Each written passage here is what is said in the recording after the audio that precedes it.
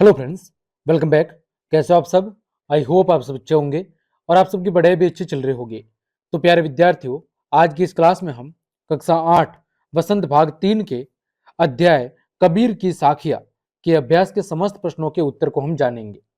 आपकी नई बुक के अनुसार इससे पिछले वाले जितने भी अध्याय थे उन सभी के अभ्यास प्रश्नों की चर्चा हमने बहुत अच्छे से कर ली है।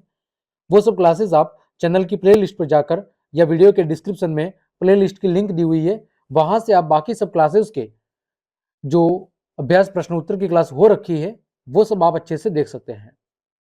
तो आज हम बात करेंगे कबीर की साखिया के अभ्यास प्रश्नों की। तो चलिए क्लास हम शुरू करते हैं। देखें, पहला प्रश्न आप सबके सामने दिया हुआ है कि तलवार का महत्व होता है, म्यान का नहीं। उक्त उदाहरण से कबीर क्या कहना चाहता है, स्पष्ट कीजिए। तलवार का महत्व होता है, न कि म्यान। उक्त उदाहरण से कबीरदास जी क्या कहना चाहते हैं, यह आपको स्पष्ट करना है। तो देखो, आप सब जानते होंगे कि तलवार का महत्व होता है, म्यान का नहीं। इस बात से कबीरदास जी कहना चाहते हैं कि असली चीज की कद्र की जानी चाहिए, दिखावटी वस्तु का कोई महत्व नहीं होता। जो असली चीज है, जिसका वास्तव में यूज होना है, उस चीज की कद्र की जानी चाहिए। कभी भी दिखावटी वस्तु का कोई महत्व नहीं होता। यानी जैसे ये आपकी तलवार है, क्या है? तलवार। और ये आपकी क्या है? म्यान। अब काम किसका है? काम तलवार का होना है, म्यान का कुछ भी काम नहीं है। तो आप इस म्यान की सुंदरता को देखकर तलवार मत खरीदिए। असली चीज या जो असली महत्व है या जो काम की चीज है वो क्या है? तलवार है। इसी प्रकार कबीरदास जी कह रहे हैं कि किसी व्यक्ति की पहचान अथवा उसका जो मोल है वो उसकी काबिलियत के अनुसार तय होता है, न कि कुल, जाति, धर्म आदि से। कबीरदास जी क्या कह रहे हैं कि किसी भी व्यक्ति की जो काबिलियत है वो उसके कार्य से डिसाइड होती है ना।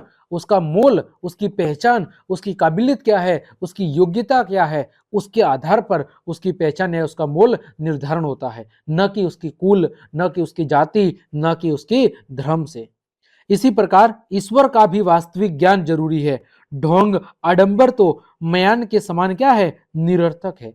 जिस तरह तलवार के लिए म्यान का कोई महत्व नहीं है, उसी तरह प्रभु का जो ज्ञान है वो भी वास्तविक होना जरूरी है। यदि आप प्रभु भक्ति कर रहे हैं तो सच्चे तन मन धन से करनी चाहिए। इन ढोंग और आडंबर जिनका प्रभु की भक्ति के लिए कोई योगदान नहीं है, वो केवल दिखावा है। उनका प्रभु की भक्ति के अंदर कोई महत्व नहीं है।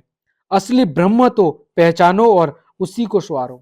क्या कह रहे हैं कि असली ब्रह्म जो भगवान ज्ञान है उसकी खोज में निकलो और उसको पहचानो और उसी को स्वीकार करो। किसी प्रकार के ढोंग, आडंबर, बाहरी दिखावा, इन सब से क्या रहो? दूर रहो। आगे बात करें दूसरा, पाठ की तीसरी साखी जिसकी एक पंक्ति है, मनुआ तो दहु दिसी फिरे, यह तो सुमिरन नहीं, के द्वारा कबीरदास जी क्या कहना चाहते हैं? इस पंक्ति के माध्यम से कबीरदास जी क्या कहना चाहते हैं? तो कबीरदास जी इस पंक्ति के माध्यम से कहना चाहते हैं कि भगवान का स्मरण, भगवान को याद करना, ये सब एकाग्रचित होकर ही करना चाहिए। इस साखी के द्वारा कबीर केवल माला फेर कर ईश्वर की उपासना करने को क्या कहते हैं? ढोंग बताते हैं। कबीरदास जी कहते हैं कि केवल हाथों में माला को फेरने से भगवान की उपासना नहीं हो सकती, वो तो केवल एक और एक ढोंग है। यदि आप सच्चे मन से भगवान को प्रार्थना करना चाहते हैं तो एकाग्रचित होकर अपने मन, धन, तन संपूर्ण को उस भगवान के प्रति न्यौछावर कर दो, न कि केवल माला को हाथ में लेकर या गले में पहनने कर आप ऐसा करके ईश्वर की उपासना नहीं कर सकते। ये तो क्या है? एक मात्र ढोंग है, दिखावा है। तीसरा, कबीर घास की निंदा करने से क्यों मना करते हैं?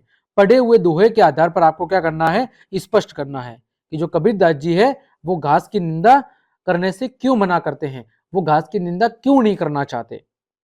तो देखो, घास का अर्थ है पैरों में रहने वाली तुच्छ वस्तु। यहां पर घास का मतलब क्या है? हमारे पैरों के अंदर रहने वाली तुच्छ, हीन वस्तु, जिसका कोई महत्व नहीं है। तो कबीर अपने दोहे में उस घास तक की निंदा करने से मना करते हैं जो हमारे पैरों के तले होती है। कबीर के दोहे में घास का विशेष अर्थ है। यहां घास दबे कुचले व्यक्तियों की क्या है? प्रतीक है। यहाँ पर घास किसको प्रदर्शित कर रही है? दबे कुचले, जो आर्थिक या किसी अन्य तरीके से शोषण का शिकार हो रहे निम्न वर्ग के जाति कुल के जो लोग हैं, उनका प्रतीक है। कबीर के दोहे का संदेश यही है कि व्यक्ति या प्राणी, चाहे वह जितना भी छोटा हो, उसे तुच्छ समझकर उसकी निंदा नहीं करनी चाहिए। हमें सभी जाति, धर्म, वर्ग, सभी लोगों का क्या करना चाहिए? आदर सम्मान करना चाहिए। कि दुनिया में कोई भी चीज अपने आप में छोटी या तुच्छ नहीं है। हमें सबका क्या करना चाहिए? सम्मान करना चाहिए। चौथा प्रश्न, मनुष्य के व्यवहार में ही दूसरों को विरोधी बना लेने वाले दोष होते हैं। यह भावार्थ किस दोहे से व्यक्त होता है? यानी मनुष्य का व्यवहार ही ऐसा है कि वो किसी व्यक्ति को अपने मन से ही बिना किसी कारण, बिना किसी बात या हकीकत को जाने ही अपना विरोधी यानी दुश्मन मान बैठता है। तो यह जो भावार्थ है वो कबीर के कौन से दोहे से व्यक्त होता है? तो कबीरदास जी का दोहा है अध्याय में कि जग में बेरी कोई नहीं, जो मन शीतल होए, या आपा डारी दे, दया करे सब कोय। इस दोहे से ये पता चलता है कि जग में हमारा कोई मित्र या दुश्मन नहीं है, ये तो सब हमारे मन का फेर है। हम अपने मन की वजह से ही या तो दूसरों को अपना मित्र मान लेते हैं या उसको अपना शत्रु मान लेते हैं। अगला, या आपा को डारी दे, दया करे सब कोय, ऐसी बानी बोलिए, मन का आपा खोए। तो इन दोनों पंक्तियों में आपा को छोड़ देने या खो देने की बात की गई है। तो जो ये आपा शब्द है, ये किस अर्थ में यहाँ पर प्रयुक्त हुआ है, और क्या आपा स्वार्थ के निकट का अर्थ देता है या घमंड का, ये आपको बताना है। तो देखो यहाँ पर जो आपा शब्द है, आपा को छोड़ देने की बात की गई है। तो आपा शब्द यहाँ पर अहंकार के अर्थ में प्रयुक्त हुआ है। किसके अर्थ में? अहंकार में। आपने भी देखा होगा कि जब व्यक्ति बहुत ज्यादा गुस्सा करता है, घमंड करता है, तो हम कहते हैं इसने अपना आपा खो दिया है। आपा खो देने का मतलब ये अहंकार के अंदर चूर चूर हो गया है, इसने अपना स्वाभिमान खो दिया है। तो आपा यहाँ पर किसका अर्थ दे रहा है? आपा यहाँ पर घमंड का अर्थ दे रहा है। किसका अर्थ दे रहा है? घमंड का। छठा प्रश्न, आपके विचार में आपा और आत्मविश्वास में तथा आपा और उत्साह में क्या कोई अंतर हो सकता है? स्पष्ट करें। पहले बताना है आपा और आत्मविश्वास में, फिर बताना है आपा और उत्साह में क्या अंतर है, वो आपको बताना है। तो देखो, आपा और आत्मविश्वास में और आपा और उत्साह में क्या हो सकता है? अंतर यानी डिफरेंस हो सकता है। देखो, आपा और आत्मविश्वास क्या है? तो आपा का अर्थ है अहंकार, जबकि आत्मविश्वास का अर्थ है खुद अपने ऊपर विश्वास करना। खुद अपने ऊपर विश्वास करना क्या कहलाता है? आत्मविश्वास। फिर आपा और उत्साह, तो आपा का अर्थ तो वही अहंकार है, जबकि उत्साह का अर्थ है किसी काम को करने का जोश, वो क्या कहलाता है? उत्साह कहलाता है।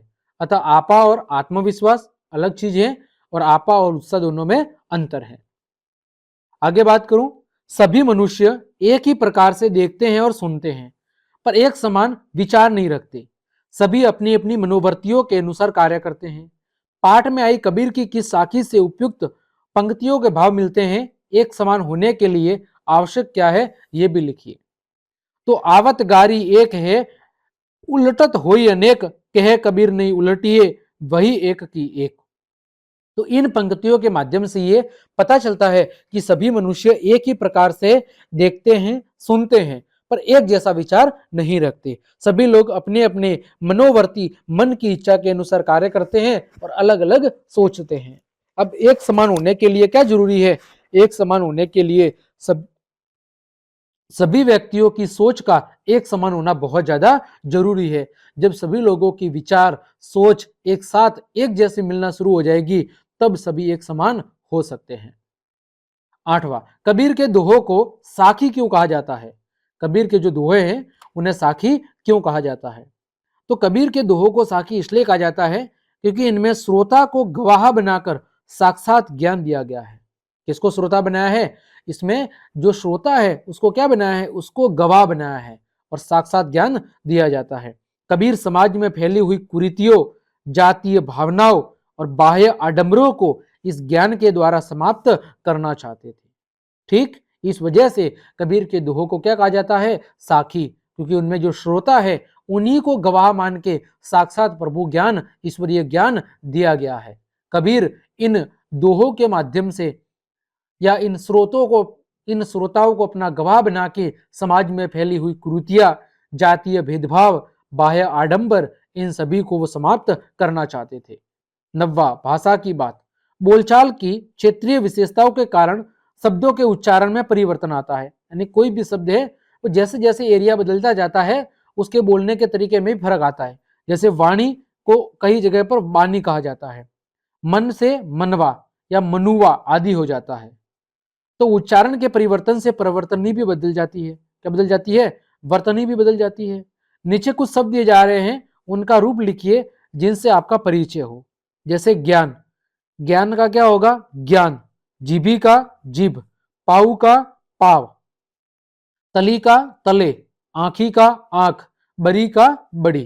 ठीक है, तो ये शब्दों का क्षेत्र के अनुसार या क्षेत्रीय विशेषताओं के कारण जो बोलचाल की भाषा होती है उसकी वजह से उच्चारण में परिवर्तन आ जाता है।